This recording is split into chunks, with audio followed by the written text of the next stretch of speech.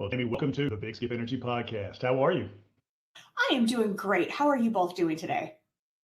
Living the dream in the Fantastic. mortgage business. What else Love could we it. possibly be doing today? So, Jamie, I appreciate you coming on the show. Why don't you tell my listeners a little bit about yourself? Sure. So, 2023 begins the 26th year of my career in this wonderful mortgage industry. I was about 8 years old when I started, but it has been a really cool journey. And over the last few years, I've been able to diversify beyond just being the president of Amerifund Home Loans. We are based in California, but licensed in 25 states with multiple branches around the country. I've also been able to join the member leader team at the Association of Independent Mortgage Experts as the vice president of outreach. So we're doing all kinds of cool things for advocacy in our space, for the whole industry. And I get the pleasure of getting to be a guest on podcasts like this one, getting to attend a lot of industry events, and I get to do speaking engagements about the things that I'm really passionate about, which are things like women in leadership, supporting one another in our industry, being a mentor, doing the right thing, and all sorts of other cool things that we all get to do in this really amazing industry that we're all in. Well, it's funny you should say that because that's what we're going to talk about today is a little bit of women in mortgage, especially women in leadership and that kind of thing. So before we dive into that, though, I always like to ask fellow mortgage professionals how they got into this business to begin with. Tell me how you ended up falling into this, because I know you didn't grow up saying I want to be a mortgage broker. No, yeah, I've never yet met a person who said from the time I was in kindergarten, I knew the mortgage industry was where I wanted to go. No, Yes. not super different from a lot of us. There's usually like some sort of either a family link or a friend link somewhere. So my mother, prior to retiring, was a top producing real estate agent. And of course, when I was in high school, the rules were if you want to drive, you have to pay for your own insurance. So you better get yourself a little part-time something. A loan officer at the sister company that her broker owned had an LOA position available. So I actually started part-time after school as a loan officer assistant.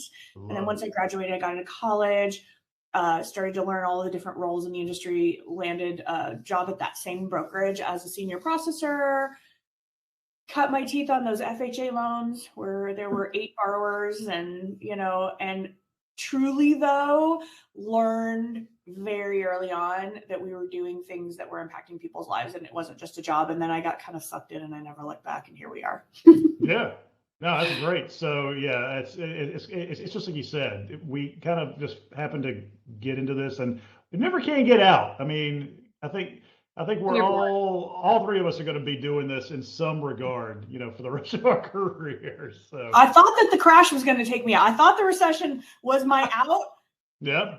Dang it! I think I got about a 3-month reprieve before it sucked me Well, I was back. about to say, I've talked to several people, including some of the ladies who were on this women's episode last year, and the ones that have been in it for a while, and they actually said, yeah, I started. I went to do insurance sales for a little while, but then it just kind of sucked me right back in, and I was just like, yeah, you can't get enough of it. I tried to sell real estate, which being that my mom was an agent at the time, I thought, well, I'll just partner with her and, for a little bit. Look, I did well. I mean, on paper, it went well, but hats off to every real estate professional out there. Showing properties in the rain is not my thing. And I give them all the respect in the world for it. Quickly realized that wasn't going to be the future for me. And found myself a little roll over at Bank of America, running a foreclosure team because unfortunately in 2008, guess where the need was? It was on that side of the business. Yes, indeed. Goodness gracious. Job security. So yes, job security. That's right. Okay, so let's go ahead and start talking about why we're here today. And Jamie, as you know, you have been gracious enough to come on and discuss your experience and such as a woman and a successful woman in the mortgage business. So describe your experiences, thus far in your career, and let's start talking about it a little bit. Just got to share this story last week at an event, so it's fresh in my mind. All right. So understanding that when I started in this business, I was 17, and we won't talk about where I am today, but it's been several decades since then. Can do the And math. or just don't. So the person that I met in 1999 who had a small brokerage in the neighboring town and said, I need a processor. Why don't you leave that same brokerage you started with and come with me? His name is Brad Rice. And that name is going to be important in a moment when I finish the story. So Brad Rice and I began working together in 1999. He had a tiny little broker shop. It was himself. I was the only employee. And there were a couple of loan officers, a little tiny office next to a real estate company. Pretty quickly realized that we were yin and yang. You know, he was the visionary. I was the one that could integrate and implement everything. And even early on, we started to build something really cool together. And so over the course of the 9 years that followed, we took that brokerage into a 43 state wholesale and retail operation. We had massive warehouse lines. We were selling loans direct to Wall Street. We had, I built out an entire operational infrastructure. I was all of 23, 24 years old at the time. Mm-hmm. No guidebook for this, right? No training, no classes to take. Pick it up, read it, and figure it out. And so part of that journey involved a lot of negotiations, right? A lot of contracts with investors, a lot of contracts with warehouse facilities, big contracts. My job was to read those things. My job was to redline them. And my job was to tell Brad what I thought we should negotiate. And so many a meeting occurred with me walking with Brad into a boardroom. And back then, when I looked around the boardroom, I did not see anybody that looked like me. There were no 20-something females in that boardroom of any kind. And so many times, more times than I can count and more times than I wish to remember, very early on in those meetings, they would look at me and say, hey, babe, can you grab me a cup of coffee? Oof. Over and over again that happened. But Brad, even then, before it was cool, before it was trendy, would just turn around and look at him and go, she's not my executive assistant. She's my chief operating officer. She knows this contract better than I do. If you're looking to do business with us, you need to talk to her. And they did. I like it. That relationship with Brad never ended. So even after our company shut down, the Great Recession hit, which was a hit. I mean, it was a hit in a lot of ways. I remember being, 28, 29 years old, having to stand in front of 60 people that had been on this journey with us, building the company from the ground up, and having to look them in the eye and say, we're closing our doors. It's a major, major, major life event for me. It humbled me. It taught me a lot about resilience. It taught me a lot about getting back up again and staying in touch with Brad over the years. I went and found myself roles in executive management at some of the bigger banks, like I mentioned, Bank of America, also at Prospect Mortgage, started running different post-closing and auditing divisions, but Brad and I stayed close. And so back in 2014, he said, look, I have a small brokerage again. Look, I can't give you a huge salary. I can't give you what you are currently looking at in your nice executive role in the corporate world, but I think that you could really, really help me grow this thing. October of 2014, I joined him back in the broker world.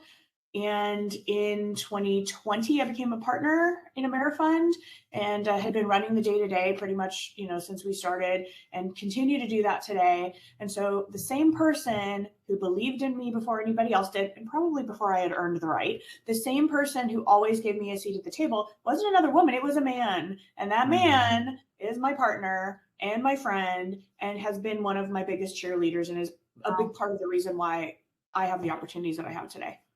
That's a really cool story. That's a cool story. It is really good. So, I mean, obviously you've done really well. You've been able to kind of keep a role of leadership for several years. With obviously there was some pushback there. So what, if you were to look at another younger woman, say in her early 20s, and say, hey, look, because let's be honest, I know things have gotten better as far as diversity, but it still remains, as with any finance style company job, very white male dominated industry. And so what would you say to a woman who's trying to come into this business and say, hey, look, let's not make any bones about it, you're going to get some pushback. some more strongly than others, some more I guess subtle than others. What kind of, I guess, mindset tips would you give a young woman like that? Well, it takes a lot of self assurance, and so one of the things I tell a lot of the younger women in our industry coming up is that I don't like I don't like the saying "fake it until you make it," but there's an element of that that I think is really useful here, and it is the only way to get a seat at the table in those environments where there isn't a real diverse, inclusive mentality is that you really have to assume your authority and credibility when you walk in the door. There's a fine line there. Assuming your Hmm. authority and credibility is not the same as being aggressive to the point where you can't communicate and get anything, productive accomplished, but it Yeah. is something that you have to possess even if you don't quite yet believe it. Like I said before I had earned the credibility and the right, Brad was giving it to me. In the world that we're in today, a lot of times women don't have those advocates at the table with them, and so they have to be their own advocate. And so I Yeah. would say own your authority and assume your credibility as you walk into these rooms. Yeah. Bring your knowledge and your expertise confidently, productively. And if for any reason you encounter somebody who's not willing to listen, it's a really simple conversation. You don't have to keep talking to them. And most of the Yeah. time, most people, when you walk in and you assume the authority, you're immediately setting the stage for the fact that you're not going to accept anything less than the respect and the time that you have asked for. And so that would be my biggest advice to anybody. See, I love that. The whole concept of assertive confidence is something that frankly, a lot of loan officers, men or women, they lack. But it's especially true for the situation that you just described in ACOM. And I was actually coaching a loan officer yesterday, and um, I congratulated her on handling a specific situation assertively. And she gave me the old joke of, well, when it's a woman or woman is being bitchy. I said, oh, no, no, no, no, no, no, no. We're not playing that game here. So no, don't There's you think, don't think no, like that. You're not being bitchy. There's a but difference. I think what's interesting is like I thought about this a little bit last week when I was on this subject. Yeah. Sometimes we look at other women in our space and in some ways they can be kind of like our worst enemies. And I often Hmm. ask myself why. Now, I'm really fortunate. I've got a circle of women around me who are powerhouses. They have always embraced me, brought me into the circle, and we have committed together to continuing to pull up more chairs. But there are still women out there that aren't feeling that way. And the best Hmm. way that I can describe it is I think that when you're in fight mode for so long that you can't muster an abundance mindset. You're looking around thinking, I have had to keep fighting so hard just to have a seat at this table.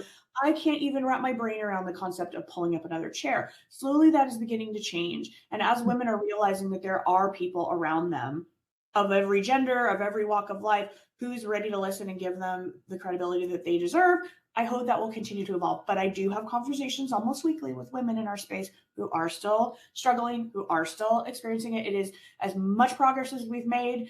I'm reminded all the time of how much further we have yet to go. And the only way we're ever going to do that is by every person committing to choosing the best person for the job, irrespective of all other things. Yeah. And letting everybody who comes to the table with value to offer that value and to be open and to listen.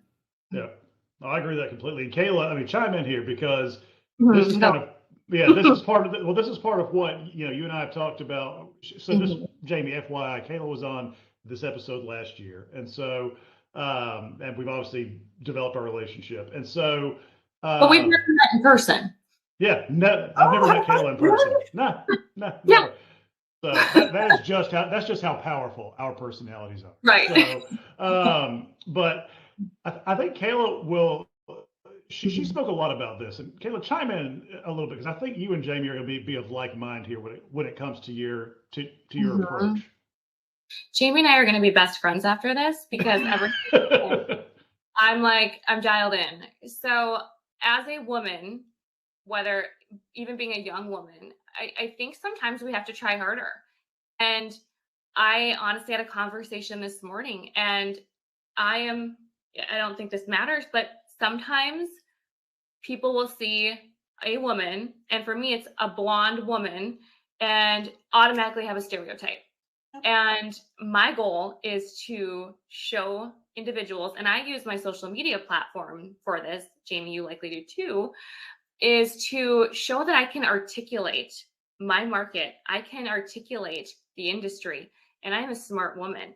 And it really resonates with me when you say, when you start thinking you don't have this abundancy mindset, we go to this scarcity mindset.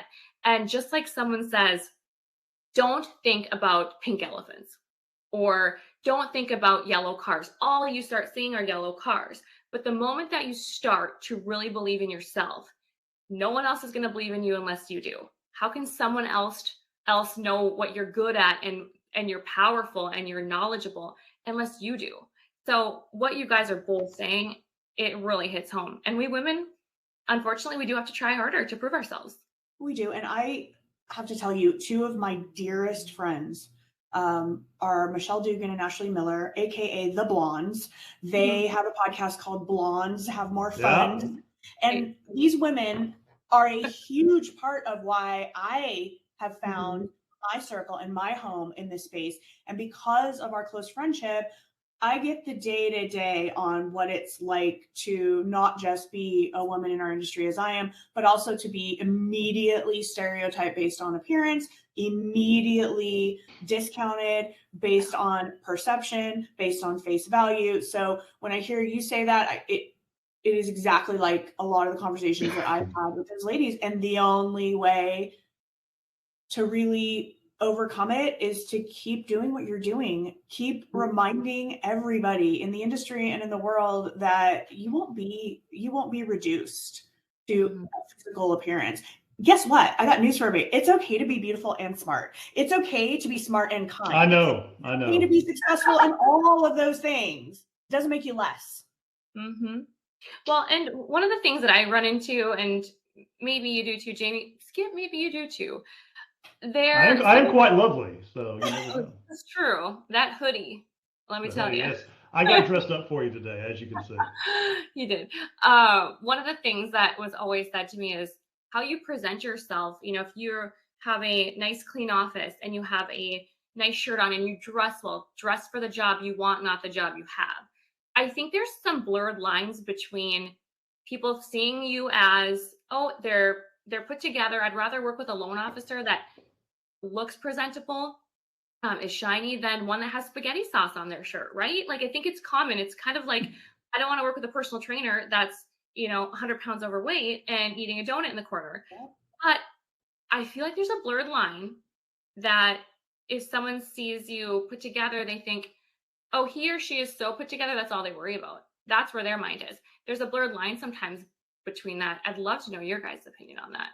I think you're spot on. I think too, the hardest realization is that there are going to be people that judge you no matter what you do and say. Oh, yeah. There are going to be people that never look beyond the profile picture, never. And it doesn't matter that you spend so much time showing and offering value to others in the industry. It doesn't matter to some people. And you know what?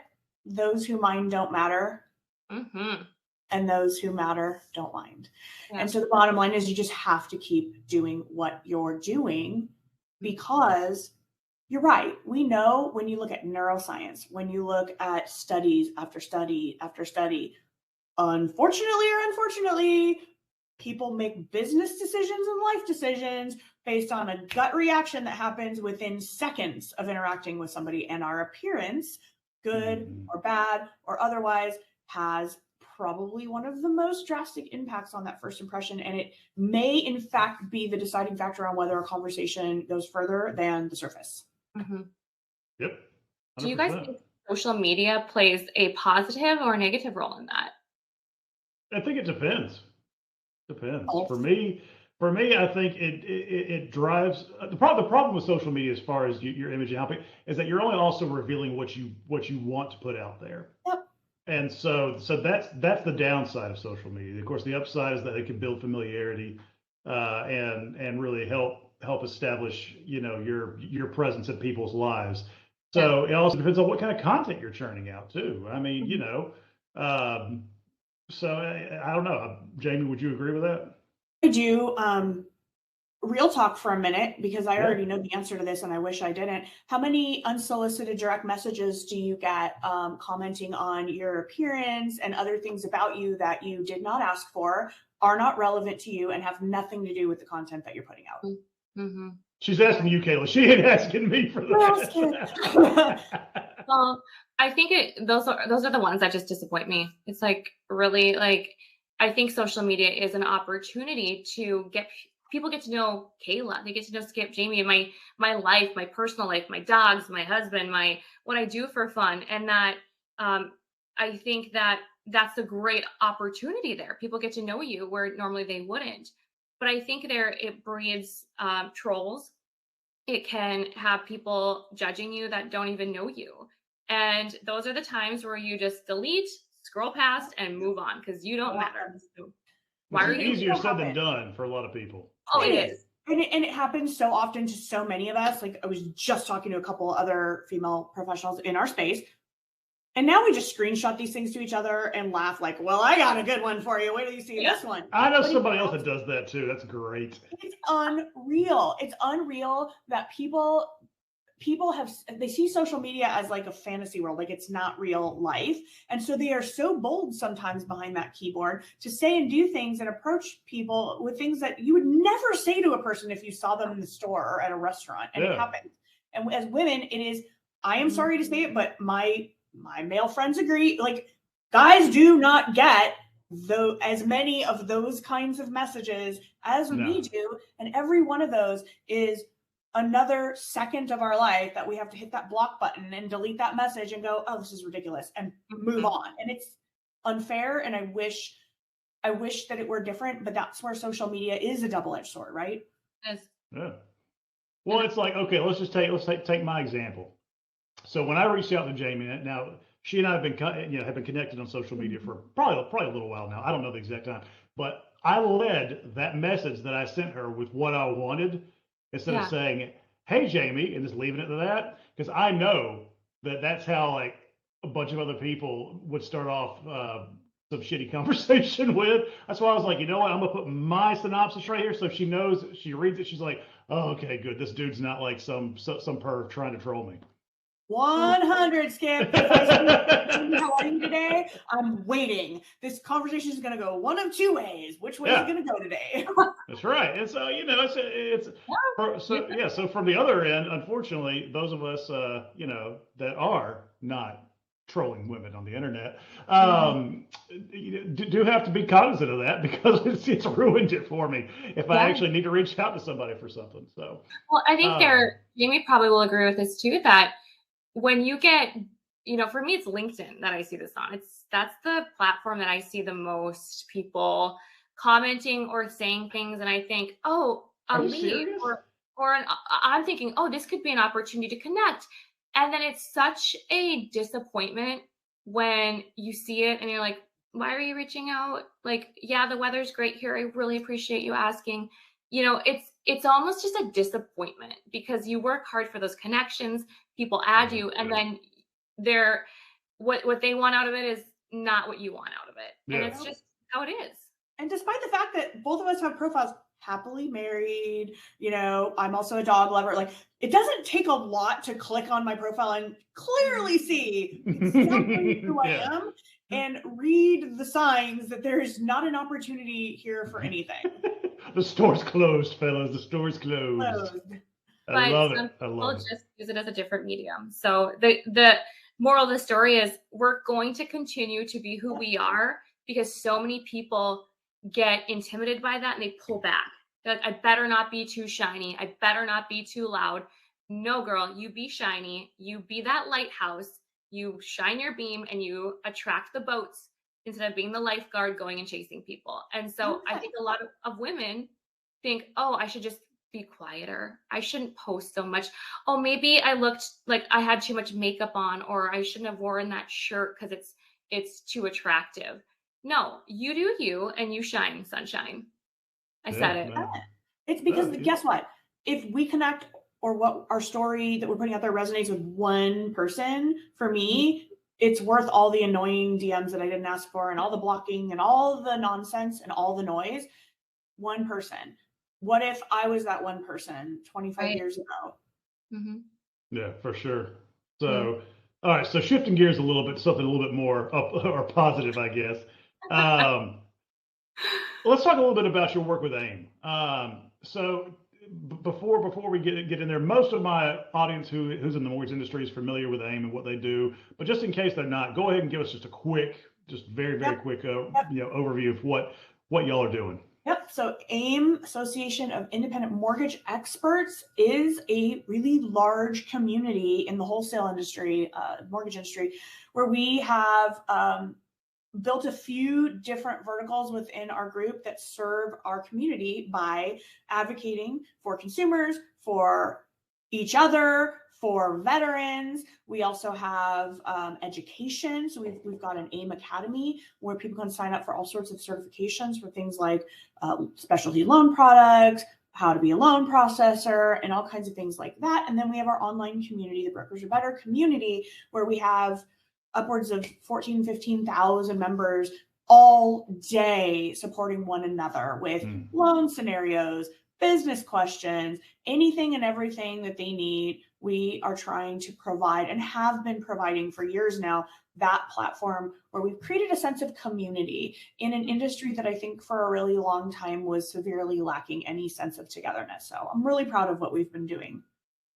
I like that. Yeah, try to hold it against Kayla. She does work for a retail mortgage. And I'm gonna say this. I've worked for retail too. There are no villains in the room. Every person in our industry, no matter what segment of our industry you're in, should be helping and supporting one another. I agree. And you never know how you can always collaborate too, where, hey, I don't have a product for this. Do you? Because at the end of the day, if we're truly on the same path of helping the client, if I don't have a resource, but someone else does, those connections are important. It's okay to have loan officers as your friends and your confidants, because that just allows you to give your client the best ability to have a program that maybe we don't or you do. I learn more from my colleagues across all parts of our industry. Having a text thread where I can go, okay, I got a really weird one, and somebody will know the answer, right? And I never do. I sit there and go, are they a broker or do they work? No, they're my friend, they're my colleague, they're a professional, they are an expert in their craft. I value their opinion and their input, no matter what. There you go. And a lot of people don't have those connections. I could think of a handful of probably loan officers that probably don't, that are just starting and they don't have those connections. And so I think it's incredibly important, especially as women too. It doesn't matter where you're at or what you're doing. I mean, someone's going to have an answer. I asked Skip a question the other day about a VA loan, and he got me an answer. Right. It's all part. We're all in this together to help folks out. So we are. All right. So Jamie, before we end today, do me a favor. Give me one or two pieces of advice that you would give to not just men or women in particular, but just everyone to help bolster and improve the place at the table for women in mortgage. Yeah. I would say, again, put all bias aside and look at the best person for the job. The conversation you're having, look around the room and listen to the people who have done their homework and who are coming to the conversation prepared and ready to add value. And don't worry about their gender or their anything else about them. The second thing I would say is find your circle as women, because once you find your circle and you don't feel as alone, I think that fight or flight scarcity mindset, it begins to wash away and you begin to feel that you have a place in this space and that you no longer have to fight. And the third thing, this is definitely for the women out there, pave a way for the people that will come after us. Leave something. When you get up from the table to move to the next table, make sure you leave your seat open for the next person that's coming along on their journey, because we are all at different phases of our career. And I know for me, when I'm done hacking loans and running a brokerage, I sure as heck hope that I've done something to impact our industry in a positive way and helped to educate others in our space to continue to be good stewards of our industry and help consumers. Yeah. Good advice. That's solid. So last thing, Jamie, give me a random fact about you that will surprise me. This one came up yesterday. So Oh. the French Bulldog was just voted the most popular breed. The Labrador Retriever had been for 31 years the most popular dog in America, right? Fun fact. I currently own a Frenchie, but I bred and showed Labrador Retrievers in the AKC ring for over a decade and had litters of Labrador puppies. So I am on both sides of the spectrum. I used to be a total dog nerd, like in the dog clubs, the whole deal. Totally different life. Feels like a lifetime Good ago. Lord, you and Kayla are going to be best I'm just friends. like, can we hop on a call after this? Yeah, like goodness gracious.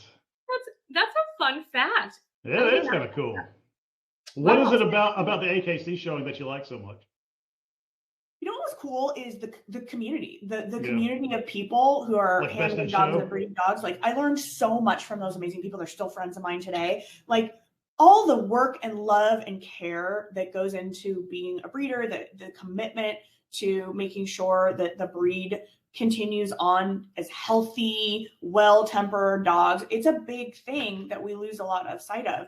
My puppy now is a Frenchie Boston Terrier mix. She's like probably one of the greatest dogs of my life. You know, you get a couple dogs in your life where they're just super special. She is that dog for me at this stage of my life. So I'm on both sides of the spectrum with the two breeds, but it was not surprising that they are both like vying for first place. So I'm a dog lover through and through.